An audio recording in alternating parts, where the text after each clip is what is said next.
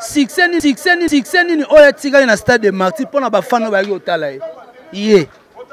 au moins que ba partager la ba gloire te azelo rote mama oloba ayebite puis stade de Martyr na bango ezalaki plainte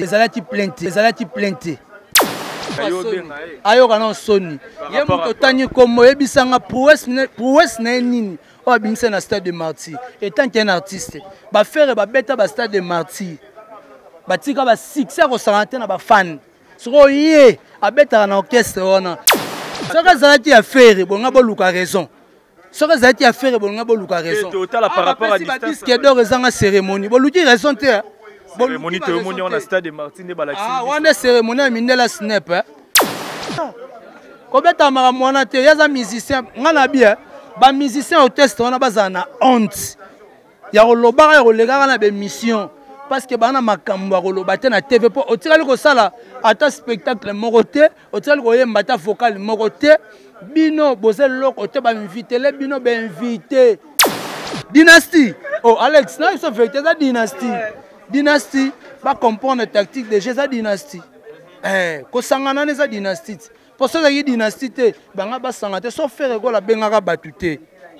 ba bill boto yemba ba selo scam banane mais yepa ngo benga bat na Martyr te faire ko la zaka initiateur ya mukolo yende yaya na bango ba comprendre to tika bana ba sakana parce que ma casse bani déjà mais bana ba sakana.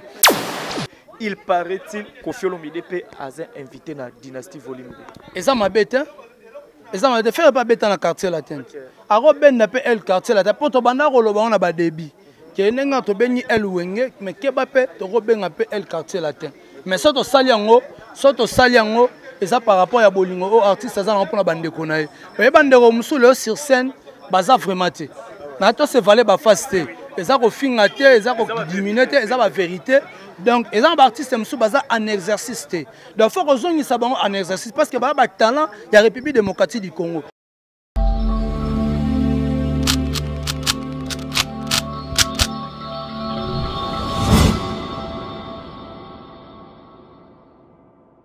Merci à l'internaute tout partout dans le monde à travers Concept Touch TV, la chaîne d'actualité. Merci de la confiance à Bopessa Nangaï. Alex Ngandou Mona Moulouba les Benjamin de la presse Mona Maman autrement dit Mona Nzambe. Naza toujours on a pour nous Moussala. Merci à les Viking Vision au hasard derrière la caméra. Là je vois directement maman Afi, maman Masolo, ya papa Oda Saint-Milan. Un grand merci à toi. Mon vieux Patrick Trifazé, courant Yachine, Gombe, 32 ans de pouvoir, Guy Boko pour le coup des jamais rata. Merci infiniment à toi, les jeunes boss, les fils du pays, Apachamou, Pémona, Maman Linda, Olivier Nzingit, les pauvres de la ville, toujours à la recherche du trésor, sans oublier l'ingénieur Dominique Yalanda, le fisco le plus célèbre depuis Luanda, mon papa Azota Lapso. Je pense dans l'introduction à Batak, vous avez vite compris que je suis avec Héritier Iboula, un Gaulois qui se respecte, un Gaulois mature. Il est vraiment trop terre au sol l'année par rapport à arriver à faire rigoler aux actualités, déjà faire rigoler au Kinshasa, déjà lobby jeudi le 10 novembre fait rigola ozala déjà na mabele ya bakoko tokosolola ndenge ni bagolo bazo se mobiliser ndenge ni bazo bongama tokosolola évolution dynastie ya kosolola vraiment zebele pourquoi pas l'actualité ozo dominer vraiment sur la toile le Viking fongolanga déjà na solana invité na nga Héritier Iboula bonjour. Ouais, bonjour Alex, bonjour na bandeko tout bolanda biso na Concept Touch. En tout cas merci aussi na initiateur ya chaîne Oyo. Je viens d'Audace Milan, de monter ma maman a fait Milan en tout cas. Après si bien vraiment beauté donc bandeko tout barolanda biso ba question aux Alex, ba réponse aux alanga. Mais quant à moi Héritier Iboula, je tiens aussi à remercier Clem Blessing Motomoro bien pourquoi pas mon vieux Chipo Muchipai. Papa na Messi, na Diamant, papa Mapassa, Motomoko extrêmement bon. En tout cas, merci aussi à Dali Iboula, maman Mokonti, maman na Alex, na Daniel, bébé star. Merci aussi à mon vieux 3L magique, Lotis Saint-Long et Loufontaine, à Rosin la Taïlo, toujours pour force. Pourquoi pas à Bruno Lubika, bon à propre. Monter ma maman Linda, ma question à eux, ma réponse à Alex. Voilà, Héritier Iboula, santé déjà, habitué dans le monde, c'est bon, en forme. Ouais, c'est bon, Talara, Nzamba au Batela. Donc, on a besoin dans les bons. Santé vraiment kitoko. Voilà, tu es en pleine réunion, Bagolo, Bozo se mobiliser, mais habiter réunion, bitsa réunion, et ça par rapport à Yanini, bitsa réunion, au Bokoutani, les lobino Bagolo, toi après surtout au Balobi la fait rigola, bitsa réunion na binozani. Ouais, objectif ya réunion na biso, eza to banada to sangana na biso, mais compte tenu artiste azaki absent, na maramo ekomela ki, mais artiste siko, ako sala arrivé na aya na Kinshasa, so artiste aro yaka nenga yaka te, donc il faut batba yamba parce que nenga zaki incarcéré afanda gazwa kitan na nenga bimi de yo senga make masse bato tu ba na souci bato tu ba na mawa ya ko compatir na feregola yo senga to yamba chaleureusement ya mo ke senga ke noto kutana bande ko bato tu balobelaka l'artiste feregola to meka un peu ko solo la to tcha le point siglesil nenga ni biso presse na mopanzi na biso ko yamba feregola to ko sala ngona ba manière nini to ko zala na ba position nini ya mo to ya ki to fandi to solo dans le dernier jour il y a réunion parce que tu vas d'accord ça réunion depuis mais lelo et ça dernier jour réunion parce que jour J -1 donc artiste fait rigolo là déjà na mabele et au sala du to connaît l'objectif la réunion na biso ils avaient pour nous préparer arriver et artiste fait rigolo et plus de 2 pour nous préparer sur concert na biso le 19 novembre dans l'esplanade il y a Palais du Peuple, c'est un peu ça. Voilà, c'est un peu ça le 19 déjà dans l'esplanade il y a Palais du Peuple, concert déjà populaire au fait rigolo c'est la première concert après battant mon moment difficile tout orti collègue ça. Colombo a fait rigolo à Paris tout mon concert na Abidjan mais habité ba réaction que aux années par rapport à concert au lobby ba to belé na internet. Voilà, et d'ailleurs concert mo boy ngana oloba bandeko na biso ya ba ivoirien bazaki vraiment béni. Pourquoi? Parce que artiste fait rigolo ko sala 60 jours na prison ya robima ko fanda so beti so mo ba 90 jours na poto ya roya en tout cas ko beta premier concert en Afrique à beti na Côte d'Ivoire. Donc ma belé à Côte d'Ivoire eza béni po bayambi Jésus de Nuance Nzambe ya Loyembo. Et so tali constant on a na sali artiste fait rigolo à beti si ba saxo à beti ba kora eza instrument malien oyo vraiment ba malien ba utiliser ngo na banzi to mona ngo pe mingi sidik diabate a utiliser ngo mais to mona sur la musique congolais fait rigola à côté si sous kora donc eza lo mo bo eza lo mo ya facilité mais artiste fait rigola ko la bat de quoi il est capable sur le plan musical parce que yona nga to yebi po rumba e ko na patrimoine immatériel ya UNESCO ba pona fait rigola yem tagena ko beta ko représenter ba musicien nyonso donc on mona que artiste aza ko incarner ba voix ba vie na biso tout yango moni ke photo lengelaka na ndule wana ba ivoirien bazati beni yango preuve après concert il y a les 5 balingai artiste fait rigolo fallait à Paris moi aux on a 16 aïta ba kangaki sous artiste pour beta li sous concert ya privé le 8 a beta concert moi ya privé VIP au moins ya bandeko ya Côte d'Ivoire ba mona moya ko tika faire yate ba na poser ne faire za la ram panzi na bon mais à peine la République démocratique du Congo bandeko ba rozela faire en tout cas concert et les cas qui en entièreté les gars bien parce que la salle les a qui plein so moni ba à salle fou afin de vraiment wana ba ta magic system a premièrement président na bango tala les padres na zo koyemba kotité azu téléphone abimi ça filmer les padres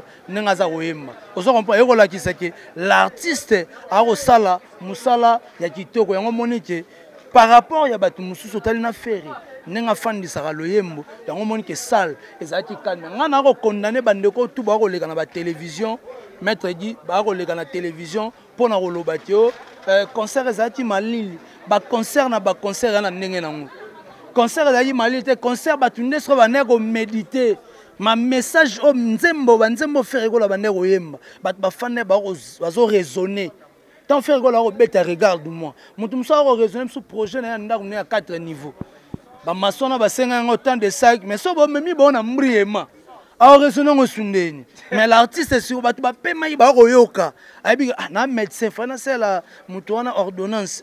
mais maladie ne do mbrienga na osala mais ba fanda ki kimia mais tant mouvement yaki au moins ba tutu bazaki mouvementé pour na ko yoka faire rigola ba sale télémati papa muta ko sauter Sofitel hôtel wana et la salle mo da munena ko sakanate sinon mon batu ba tondi bongo et puis on a habité ba ivoirien en tout cas félicitations à mon bazama matir et concert à bongo batu ba fandi kimia bongo ti amo et puis ba donc son na bongo dali limité te ba ina ba sentiment mo énorme mais ba sepela na cadence ba garder ba distance donc on a sepelé qui concert les gars qui toko. Donc c'est un peu ça quoi par rapport à concert. Voilà, c'est un peu ça, mais alors il y a un concert à Côte d'Ivoire, il y a une vidéo et tamboli, il y a un fanatique qui a danse, il y a Fali pour un concert et puis bah mon réaction artiste et bah kataki musique n'a habité sur les par rapport à quoi. Or tout est musique à Congo. Que nous c'est la musique à Congo, il fallait to bête stade de Martyrs. So gola mora mataka bini danse ya faire ba tikete. Ne na ebeli fallait tikete. Oh, yo ebele nen po na comme li pe falite. Ah bazo boaka kutu na ba journaliste likolo à podium et bon oyo fan yazo rata fan matani na beta morote makasi peza la raté ah mais fait rigola ki marabanga ya beta alinga fan basim marete fan basim marete ba respectera ba fan ça peut façon se défendre bon beta soyela ki mais on se défendre mais so yebi ko se défendre muta bon so bete mouvement ana loka ko tobolo libumu so batinga ka saloma be yo luko défendre oyo sala raté parce que ba maître bazali yo zonga sima maître oyo sa musala na kiska mo mobala la kisa kama wa mo mobala bongo ratakati ezwate fallait zwa oza comprendre ba kata yi musique par rapport faut otala au moins loko euto sala salamela pe seleo na aéroport en Gilles Moutaye a téléphone basali vidéo après na suka asisi na makambo ya bango ya ba wario ozo comprendre ozo mona te ba komi ko tinda siko batu ba mona te ya ko tinda na télévision si matama ko tinda siko batu batuta batu na nzoto so batinda yo yebande faut otika nanu batala no intention na ye ayelaki ya kobina ba danse on wuti wapi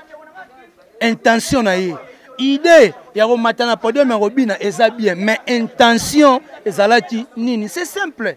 oso comprend c'est simple idée na ezalaki ya kobina ba danse wana ya ba danse na biso la musique mais ça y était muta robeta ni kaboronina fait rigola champion na bango tu ya mokolo ye muta bane robeta Tango bi champion na bango tunga pe na nanga songi vraiment veut dire na bomba raté mais to moni misa fali pour pambasi bourgeois leki abi ko banana ba koko wendo si na bébé chanda muto na niveau fali pour pate fali pour parler qui tous les musiciens ayo kana soni ye muto tani komo ebisanga prouesse na nini o abimisa na stade de Martyrs étant qu'un artiste ba faire ba beta ba stade de Martyrs ba tika ba succès ko santé na ba fan soko ye abeta na orchestre wana succès nini oya tika na stade de Martyrs pona ba fan ba yotala ye au moins que ba partager la ba gloire te azelo te mama oloba ayebite puis stade de Martyrs na bango ezalaki plainte ah tout moni plein banda 15h ritse ibula plein penda 700 yo mona wapi leader obeta na stade de Martyrs assis na robi ko yemba te me bato bandi ko bima mais faut baba musuba uta misika faut bazonga ba 21h ba concert o ebetama na Martyrs wana kaya ba onde bolukela ba raison soko zaki a faire bonga boluka raison soko zaki a faire bonga boluka raison total par rapport à distance disque d'or ezanga cérémonie boluki raison te cérémonie on a stade de Martyrs ne balaxi ah wana cérémonie ya mindela snap merci beaucoup na yo yoza mopandisa merci beaucoup na boko cérémonie fait basala ndeli pono hérité ibula sara batu bongo ne boko kosa batu yeka ngoloba depuis ba wendo ti lelo saka mi kosa zaka na Kinshasa te na tawana zaka na Goma toloba zaka na village po muto zaka na Kinshasa amona prouesse ya JB Mpia na stade de Martyrs amona ya Wera amona ya Kofi amona ya Papa Wemba amona ya King Keste plein na bango ko ba mesure na Zakari bababaso. Ah bah, je te dis, bah mesurer vraiment na Zakari. Mais pour toi qui en plein concert, disait moi bando beta ba wenge boye be la stade de Tondi apparemment, est-ce que wenge ko jalouser leki na bango. Asa leki ya tambo na makolo bayaya. Aluka biloko bayaya ba sala et pas sala. On comprend parce que artiste de pas banda carrière solo na yi.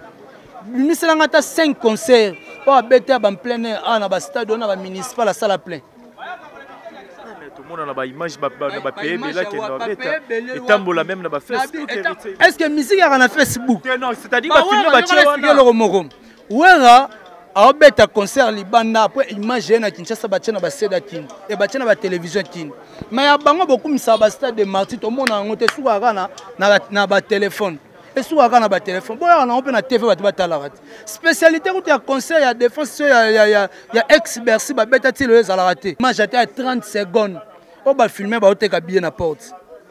Exact. Ce sont des. Mais tu vas côté au fait, on va faire les portes. bato bakota masa za uto ya wenge bato bakota pe mo ofele mais oya bango eleti oso comprendre oya bango mo ba fongoli porte pour anine ba mekati VIP ba moni ke esimbité photo fongola ka bato bakota o moni te ton ba fongoli na muto na stade oganga bien botala bato bakota ofele o mona mobo atemi kota ba poto atemi kota ba tol asimbi tala ba biebele azongo wapi akomi nani monte ba koka ku te ba susunleki na ba PC sous ba CD ako ma hotel te so komi maison ya distribution moi na bango nani Ken ba PC ba CD belé sont de sabino bilo no César ya nenga tricage bonima te ba CD azua akomi maison de distribution to neni so yebisangai Abilo bon après koloba ke banana wendo si lelo tout le monde ce sont des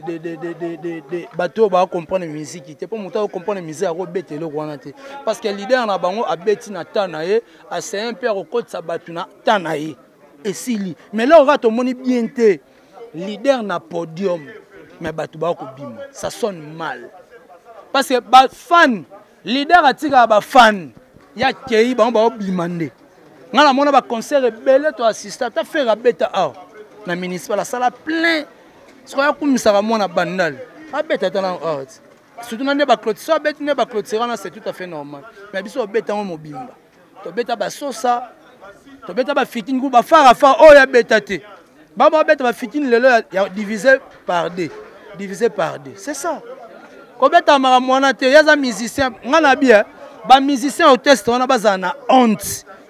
ya kolobaka ya kolegaka na bémission parce que bana makambo ya koloba te na TV po otikali kosala ata spectacle moko te otikali koyemba ata vocal moko te bino boze loko te bainvite le bino bainvite bamati bainvite na podium to comprendre yana nga dynastie idéologie dynastie faut benga bosangana c'est ça benda koni dynastie oh Alex na iso vérité ça dynastie va comprendre la tactique de Jésus dynastie. Ko sangana neza dynastie. Pour ça que dynastie te banga ba sangate so faire ko la benga batute.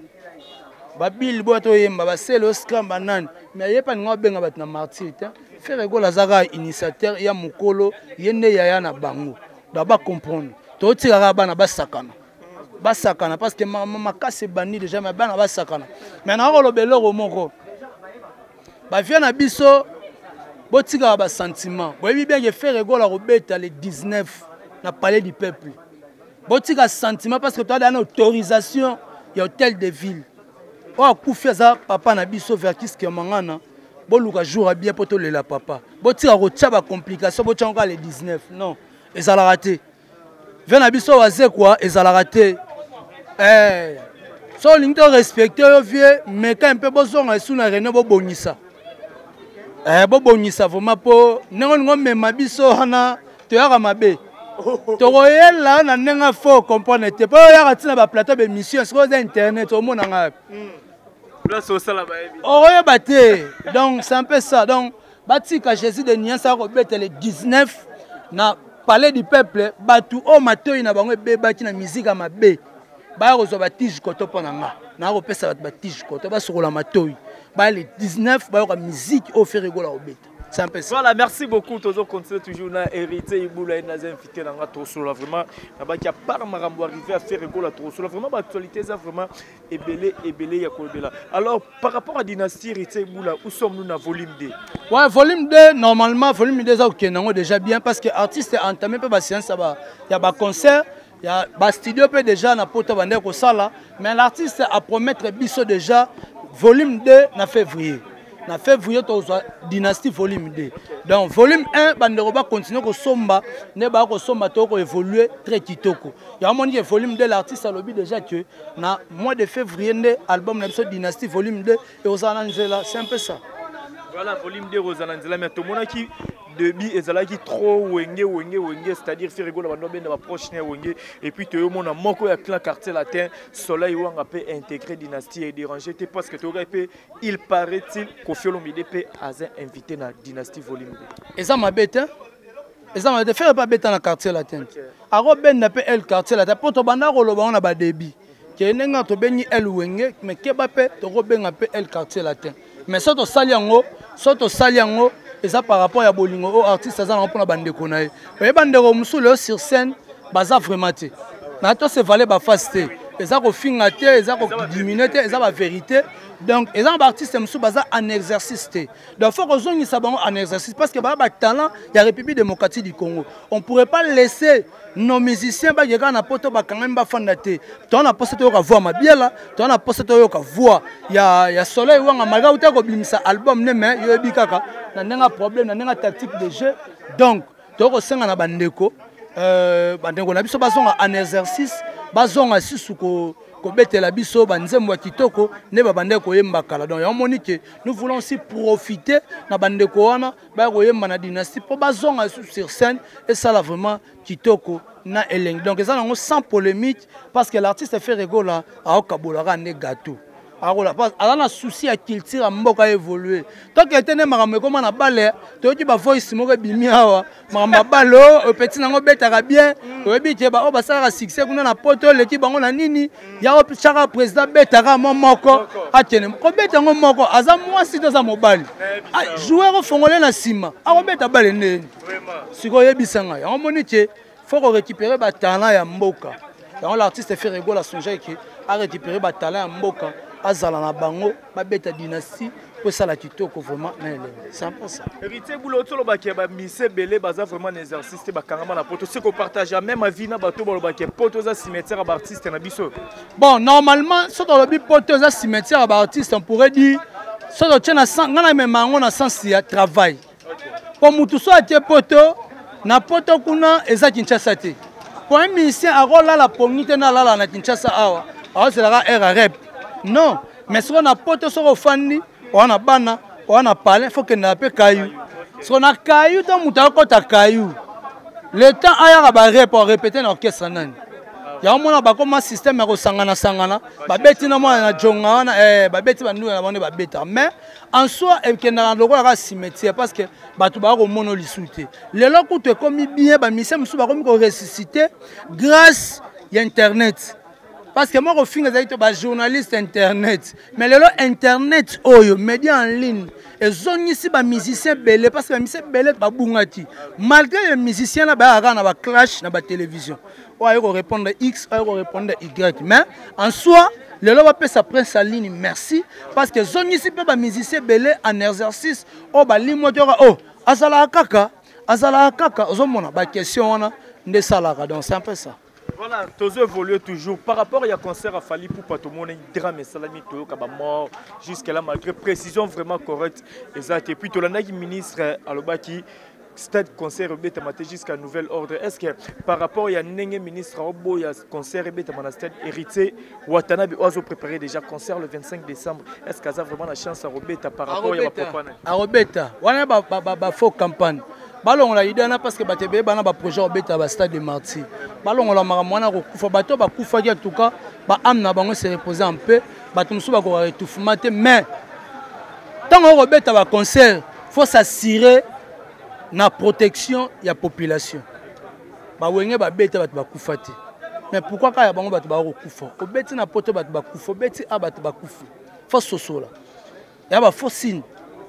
Il y a des signes mabe. Mais on a dramatisé un côté parce qu'il y a des batumusu ba robeta ba concert. Mais tellement batumusu ba robeta ba concert, totika ba campagne on a mabe ba o ba kufine na lobi ba amna bango pe manaki ma famille et zoti. Mais faut totika ba protection ba fan parce que fan ne muta ka musique. Fan ne muta somba et surtout batu ba na posa ya plein batumusu ba ko rabe tufumate. Ngai na ko tombela bato tout ba robeta stade de Martyr ba chance. Parce que les padres, après ça va tout kaka, bah chance. Donc, tomber bonne chance, pas de problème. Voilà. Prophète Denis, prophète de la nation, l'homme de Afro-pétage, de l'oiseau menacé vraiment sévèrement et pas combattant à poto. Mais habité ceux qui m'ont l'ilobéki aux alani pour le prophète Denis. Bon, l'ilobé ça que prophète a un peu au revoir. Ce qui est hollandais ça par rapport à Linga à Zongananzela. Mais prophète Abunganzela, prophète Mdaloba abeta na jonga. Ah, mazala disque quand même les hommes. Disque nini? Afro-pétage je beta ma partout. Babylone musuto encourage à ngote. Pardon chef. Babylone musuto encourage à ngote. tonto encourager l'or moins à ma bé un pasteur qui ne rebête ba fani ba omela masanga pasteur homme de Dieu et au sein de gouvernement faut regarder ba acte boy et ça ba acte moko ma bé ya moni ba combattant ba hotel emela na poto ameka mpe kozonga na nzela oke na poto ote na église obebete suna jonga ata moko ezala raté total vraiment na ba bon côté to chama maram na nzela un homme de Dieu ndeti ya pasteur na bino mona ke na jonga obeta concert bato ba robina bato be bakangami na nzoto ba ko sala pité yo pasteur oke na boîte de nuit ata kutango bato nekono musu basala ngo ko bomama ba ko banga bato moki po ba bike bango baza ba wa nzambe malgré la Bible ko loba biso na juger point mais tant que Aza homme de Dieu va respecter de préférence artiste il faut et plutôt pasteur faut penser que maramon ana ko sala eza mabe parce que ana famille ana ba master est-ce que yaro mema bat na ligne azo mema bat eza ba sentiment mokili ta ba ozo sala eza ba sentiment mokili donc il faut me un peu réfléchir so ba combattre ba nga ba taper po ba nga ba zongisa ne na nzela a comprendre omoni lelo ba ko loba lelo l'église batulo ba comment ba dégoût au côté de l'église eza l'un ya ba démarche tout monde va pasteur à mitakala tout monde va pasteur ba se masturber tout monde va pasteur ba ro sisé et leur moninga ne mobali ba biloko wana tout ba ro sous ba pétage à Denis Lesi à Tekarabasi ba biloko wana tout ça mbri des gens un pasteur comment ne coopéra ya roteka ba momi eza ko mbrier ba tout donc sans pas ça donc ya ba biloko faut ba tumba mais un peu ko réfléchir parce que vie ya maramunenge za ko kende na nenga ko mema batu e kende kitoko teza mabema kasi amoni ba combattant ba ko telemene bana ba famille na ba na Kinshasa baza na bana afro pétage gens to ko tika ngote e mata eza lo to ko linga te poni ya yembeli nzambe te pona ni na yembeli nzambe te fala asala ta sala nzembo moko ya nzambe elinga ko sala bien mais yo sali nzembo ko sepelisa bana ozupe basi balati ba jipa mikuse oko bate basi ba ozana clip fo baza bataya bo c'est normal c'est abomination c'est assassinat pour assassiner bandimi et puis on a cher ôté la parole de Dieu non c'est pas normal